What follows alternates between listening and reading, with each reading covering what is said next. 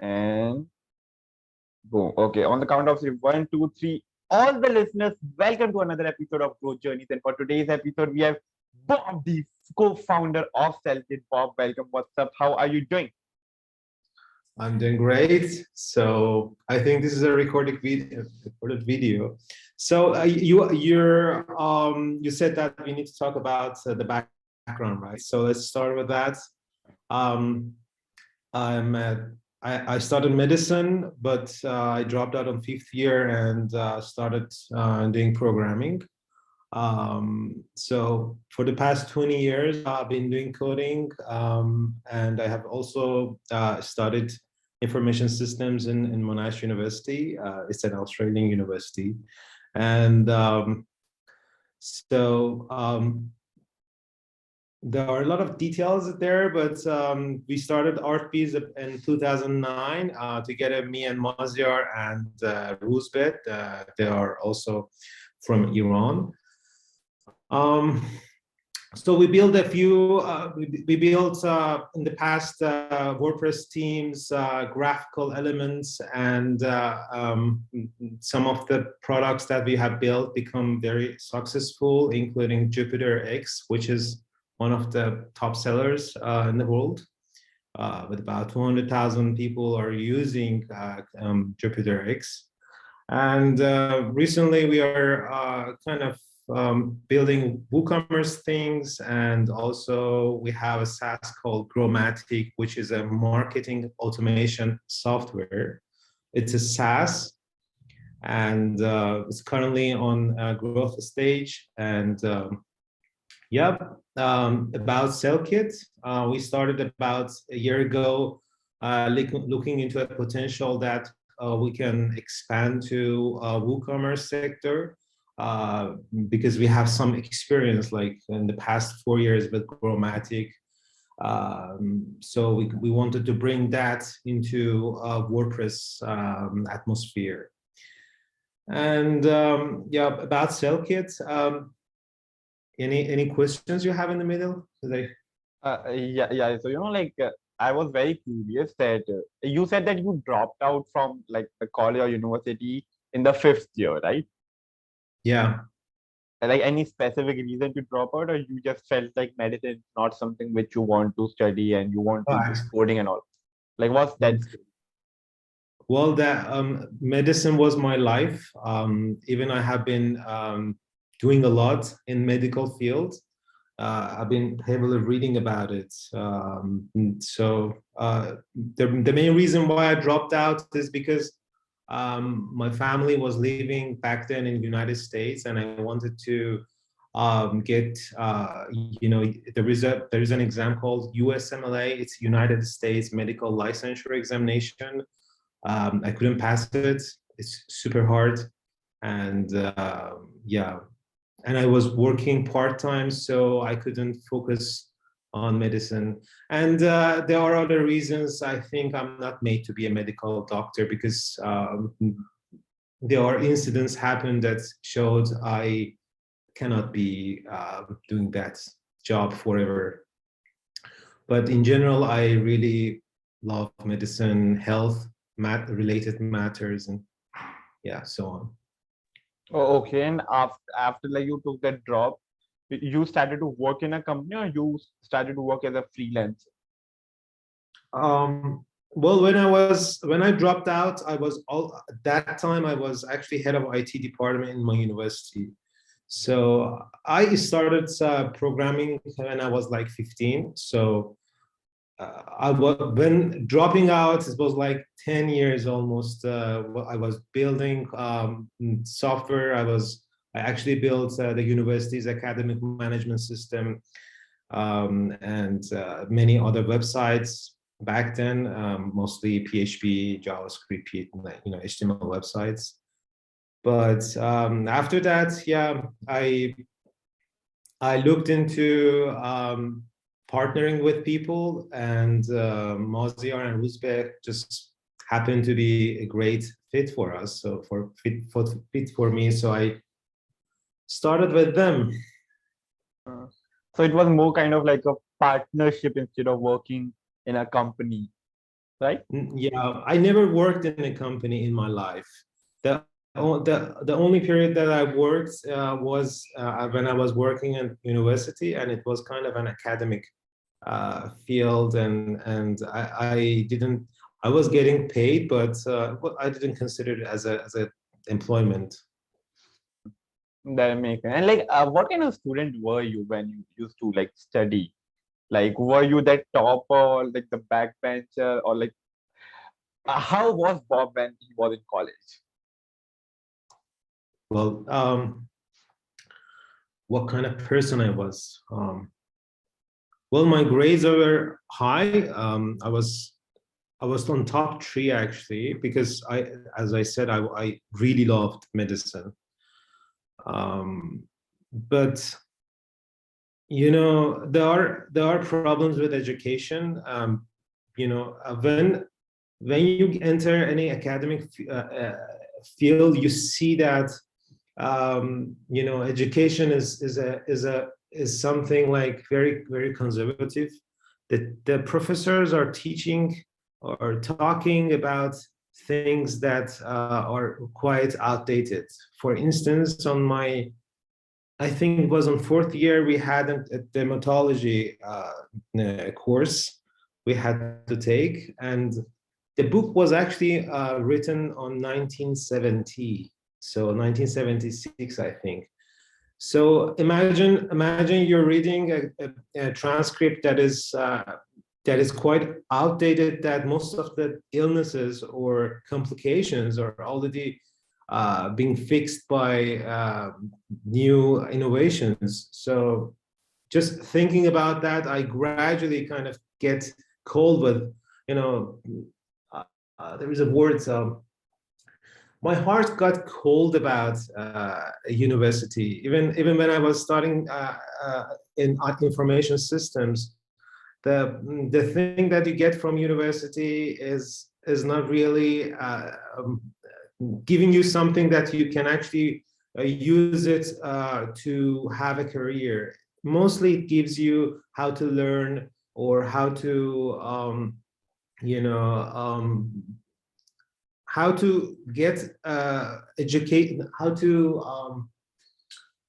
um,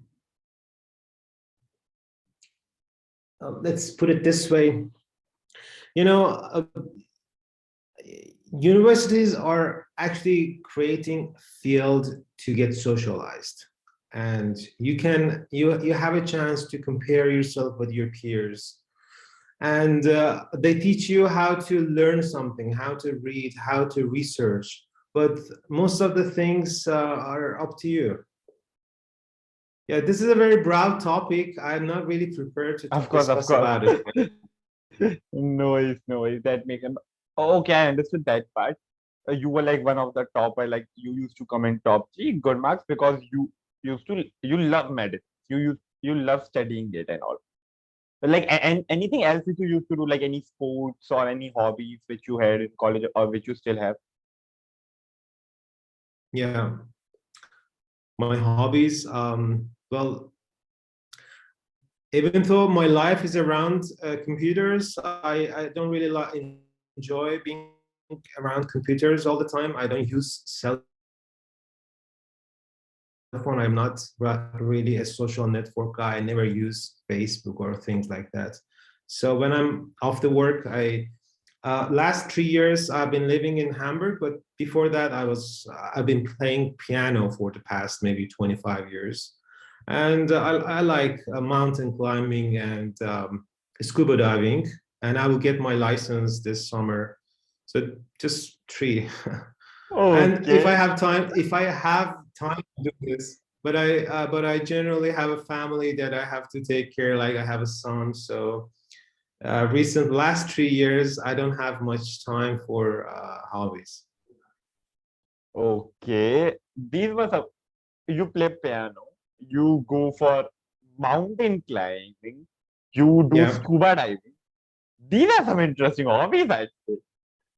yeah, I love extreme sports. Hmm. I climbed a lot of peaks, but and until like I get that knee problem. But before that, I was planning to go to India, Pakistan, and Nepal, and to get some, you know, crazy things. But I had to do some. I had to get my license for this, and these are quite expensive sports to achieve. Mm. I can understand the situation, but no worries. Coming back to the SellKit. So like normally whenever I talk to SaaS founders, I had understood that these guys first face a problem themselves, and then Yeah. normally they create a product to solve that problem, and then it's a Yes. SaaS product which they start to sell as a sell as a service. Did like the same thing happen with you guys? You guys faced a Yeah. problem and then created a SellKit, or like something like what's the story of getting the thought of SellKit? Well, about I think 16 or 17 months ago, I was building a website for my brother. He builds and sells you know, furniture online. Um, you know, he was selling through social networks. Then I actually wanted him to have a business that is quite like a brand. So I got from our team, from our, you know, we have a service called WP Done. It's a completely agency. I got some guys from there to build a website, and then I actually started to optimize it. Then I have seen like there is a problem in WooCommerce. If you're familiar with it, it's free to get started, but if you want to have a kind of fully fledged website, you should buy a lot of plugins, and most of them in 2022 are SaaS based, so you have to pay yearly subscription. I mean, but at that time I actually calculated I had to spend around $800 to $1,000 per month only to plugins to get them kind of running. And also we had to take care of the server cost wasn't something, but I started comparing WooCommerce with Shopify. I have seen like yeah, WordPress is quite flexible, but comparing to so like completely built and optimized you know, solutions like Shopify, WooCommerce is really outdated in that regard. There are some plugins that do, let's say, sales funnel in WordPress, but they are quite expensive. And there is no reason for, let's say, for a plugin to charge $300, $400 per year for a plugin. This is something we have seen, and I actually talked with a few guys in our team, and yeah, finally we decided we built something, an MVP that has sales funnel, has you know, checkout optimization features, and has some customer retention features like automated discounts and coupons and stuff like that.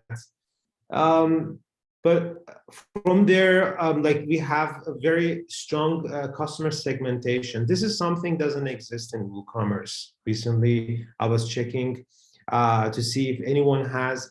For instance, we brought something called RFM score. If you heard about it, RFM, it stands for you know, recency, frequency, and monetary. It's a score that is calculated based on algorithms, and every time when there are orders in the website and customers are interacting, there is an algorithm that runs every an hour and gives a score to a customer. So if that customer is a loyal or about to lose, or a customer that can be likely to be converted if you give them a coupon. So we created things like this. By the way, these lessons we have learned in Chromatic are actually the result that we created SellKit this way. So as the name you know, defines, SellKit is not there yet. We are, as we speak, we are building so many great features and we are improving them. And yeah, it's a bootstrap product, so we didn't get any funding.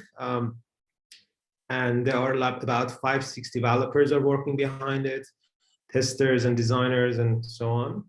And we plan to keep the development until we think that all the features for needs, the drop shipping or any kind of e-commerce website would need is packed in a solution.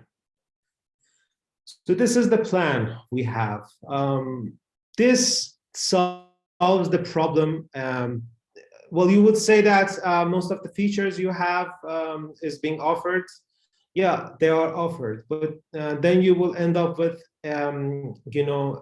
hell of many bundled plugins, many plugins to maintain customer support and so on. But what we do here is we use the latest coding standards.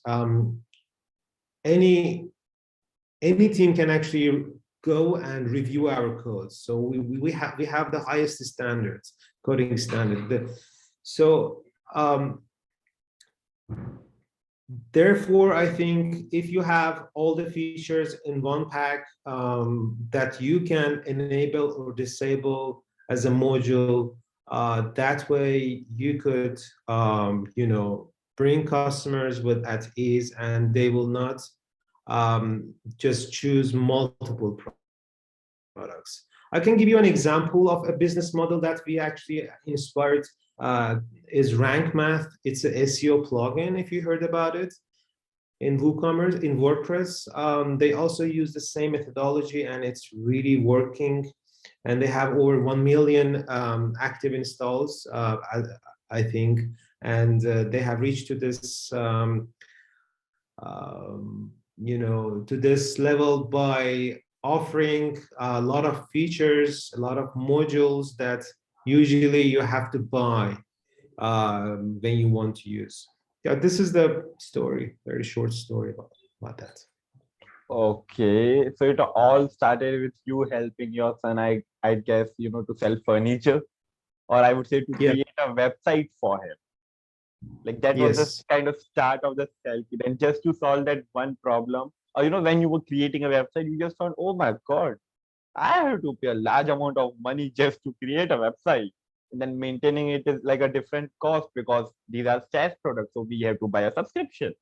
And that was too much. You're like, let's just create one product with one subscription where all these or majority of these plugins can be there. Like, I think so we can call it like a toolkit. Like I think the SellKit is the name which came from toolkit itself, right? A box which have all the tools which you need whenever you need them. Mm-hmm. Yeah, we change it to SellKit, so it's something that sells. Yeah, I think our team is specialized on selling features because last 4 years we are building machine learning tools and data, Growmatic, which is a different SaaS. There are 2 data scientists that have been working for the past 4 years to understand how data science can help to help marketers to make the right decisions by giving them personalized, intelligent suggestions. So we are not there yet. This is something we have been working as a small company, as a bootstrap, even though we have spent huge amount of money on this.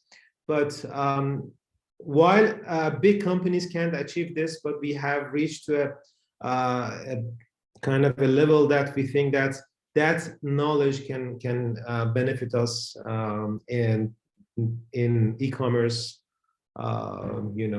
market. Okay, this is very interesting.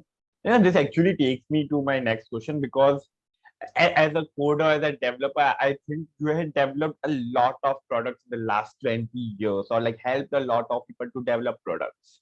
What I believe is that any person or any founder who has developed a product, they're kind of like a father for that product. Like that product is like a daughter or a son. So like if I were to ask you as a father, what would be that one feature of SellKit which you are proud of? You're like, okay, this is the feature I can say like I'm proud of. what would that one feature or characteristics? Well, the feature that I would say I'm proud of is currently under development.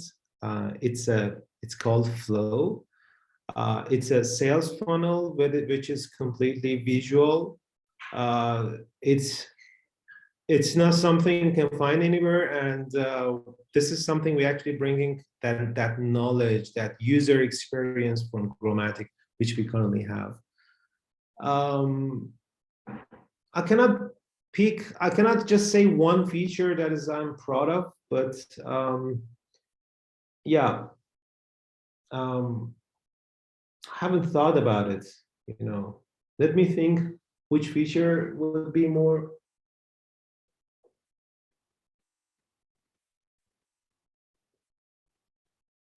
I cannot pick. I'm actually proud of every feature that we have developed. Oh my God. I can understand the situation, to be honest. Like as a father, if I would just ask you to select one quality of your son, you can't do that. Like, it's your son. He's perfect Yeah, for you. yeah, exactly. Okay, no worries. And like, I was just curious, like when you created the first version, I'd say, of SellKit, like there have been different versions, right? Like right now, it's not the first version; it's like a probably third or fifth. I'm not sure, maybe. So when Yeah, you created the first version of SellKit, what was like the most major problem which you guys faced? most major problems that we fixed. Um, well, before SellKit, if you wanted to build completely optimize the checkout that is done through a sales funnel methodology, you had to use at least 4 plugins. And these plugins were not playing with each other well. SellKit solves this problem because everything is actually in one place, in one pack. So this is the main problem that is actually solving. Yeah. And of course, the current solutions, for instance, for optimizing your checkouts, let's say if you want to create a FOMO effect in your checkout, you don't have a lot of conditions, which we call them customer segmentation, or conditions related to customers' browsing behavior, their order history, and so like their geolocation. If, for instance, if they are coming from a country, so we have geolocation service included, and so many other factors. These are something that doesn't exist in WooCommerce nowadays, because the problem with WooCommerce is that because that doesn't exist, many serious businesses don't prefer to use WooCommerce. But in 2022, as we see a lot of companies are getting acquired, I think WordPress has a very bright future, because a lot of investments are pouring into WordPress ecosystem, and therefore I think WooCommerce and in general WordPress requires more knowledge, more features that are actually available in billion-dollar industries to be included in WordPress. So this is what we are actually trying to do here. That completely makes sense. Like one of the final questions which I have is that in the last Just one thing before I forget. I'm checking some software, some SaaS businesses that you guys or many other lifetime deal companies are doing. They're just trying to build something to make a buck. SellKit or Chromatic, if you check, it's really it's a big work. It's hard work. We are not aiming to build just something. We want to make something that is actually really useful. not simple products, solving simple solutions, but instead something that is actually going to benefit everyone. Yeah. Of course, I would agree with that. But SellKit, so I think so we can say like this: SellKit is a product which is getting launched not to just make a quick cash, I'd say. It is to stay and to help people in a major scale, like in a Yes. large portion, I'd say. If you are facing problem of, for example, 100%, SellKit will solve like 80% of that problem. Now, for 20%, you have to work. Something like that. Exactly. Yeah. Well, Yeah. Read my mind. super amazing. And this, so like that's it. But like there is one final question from my side which I would like to know. Okay, okay. It's a very important question. So think before you speak. Okay, very important. The question is, how was your experience in this conversation talking to the share? Talking to? Me. Oh. Can you repeat your question again? I couldn't understand. Okay, the question is, how was your experience talking to me? Or like in Yeah, this last half an hour, I'd say. yeah. I wasn't actually expecting this to be like this interview, but yeah, it was good. I wasn't prepared to talk all about this, and I'm not actually the public speaking guy. I'm mostly coding and leading the team. So yeah, but it was not stressful, and it was really great to talk to you. Okay, I can understand I will the leave the public. room happy. Hmm? I will leave the room happy that I talked to. That's the most important part. If a person is not living the room being happy, I personally had done a bad job. I would feel like that. So I'm just happy about that. But that it was not stressful because that's the most important part. Like when you talk about your journey or the product on which you're working, it should not be stressful because this is the journey which you had lived in your life. And you're like, that's Yeah. the most important part. And I'm glad you enjoyed this conversation. Like, even when you are not a public speaking guy kind of person, still you enjoyed it. So that's the best part, right? Yeah. Thank you. Superman, like let Udit and Oscar know that you enjoyed this conversation. That would be the best thing. Yeah. Okay, with that, bye bye, Bob. It was nice talking to you. Have a great day ahead of you. Thank you so much. And yeah, same to you. Have a great evening or Yeah, afternoon. Sorry. sure. Bye bye. Bye bye.